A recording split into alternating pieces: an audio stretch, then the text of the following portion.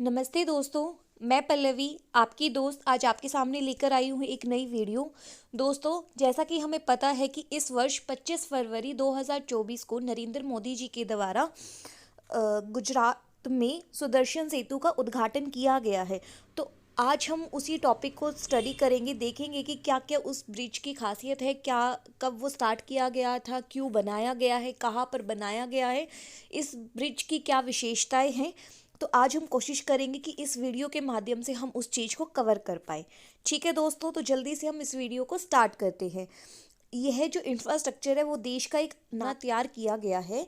यह है सुदर्शन सेतु। इस जो पुल है, ये जो ब्रिज बनाया गया है दोस्तों, इसका क्या नाम है? सुदर्शन सेतु है।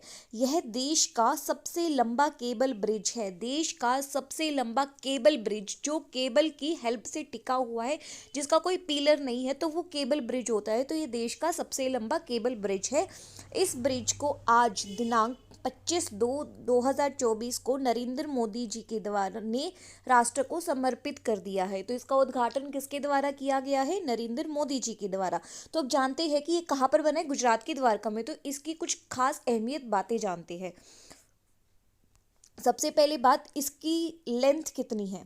प्रधानमंत्री मोदी जी ने 25 जनवरी को गुजरात के द्वारका में, जगह का क्या नाम है? गुजरात के द्वारका में है, सुदर्शन सेतु का उद्घाटन किया है। यह ब्रिज, यह जो केबल का ब्रिज बना हुआ है, मोस्ट इंपॉर्टेंट चीज़ है कि ये केबल का ब्रिज बना हुआ है। ओखा, ओखा जगह का नाम है। द्वारका में ओखा एक जगह का नाम है। वहाँ से उस जगह को समुद्र के बीच बसे बेट द्वारका, बेट द्वारका बेसिकली एक छोटा सा आइलैंड आप कह सकते हो, जो समुद्र के बीच में बसा हुआ है। तो ओखा से बेट द्वारका जाने के लिए ये इस पुल का बनाया गया है, सुदर्शन सेतु पुल को बनाया गया है। अगर इसकी लंबाई की बात करें तो यह कुल 2.32 किलोमीटर लंबा है। कितना लंबा है? 2.32 किलोमीटर लंबा है। और ये हमारा केबल ब्रिज है। ठीक है दोस्तों, अब ये कब इसकी स्टार्टिंग करी गई थी? इस पुल के निर्माण को साल 2016 में, 2016 के टाइम पर हमारे केंद्रीय परिवहन मंत्री कौन थे? नितिन गडकरी। तो 2016 में केंद्रीय परिवहन मंत्री नितिन गडकरी से मंजूरी मिली थी। मोदी जी ने 7 अक्टूबर 2017 को ओखा और बेट द्वारका को जोड़ने वाले पुल की आधारशिला रखी थी। ये तो क्वेश्चन काफ़ी इंपॉर्टेंट हो जाता है कि जो इस पुल को बनाने की जो नींव है या शिलान्यास है, आधारशिला है, वो किसके द्वारा रखी गई थी? नरेंद्र मोदी जी के द्वारा रखी गई थी। और कब रखी गई थी? 7 अक्टूबर 2017 को। और जब इसको बनाने का शुरू किया गया था, उस टाइम पे इसका जो बजट था वो कितना था? 962 करोड़ रुपए था। कितना बजट था? 962 करोड़। ये चीज़ें आ जाती है, अक्सर एग्जाम्स में पूछ ली जाती है। तो दोस्तों, इन चीज़ों को नोट ज़रूर कर लीजिएगा। अब कुछ खास बातें देख लेते हैं। इसकी जो एस्टिमेटेड बजट था वो 962 करोड़ का था, लेकिन इस पे लगे कितने हैं? 979 करोड़ रुपए लगे हैं। इसको सिग्नेचर ब्रिज के नाम से भी जाना जाता है। सुदर्शन सेतु को सिग्नेचर ब्रिज के नाम से भी जाना जाता है।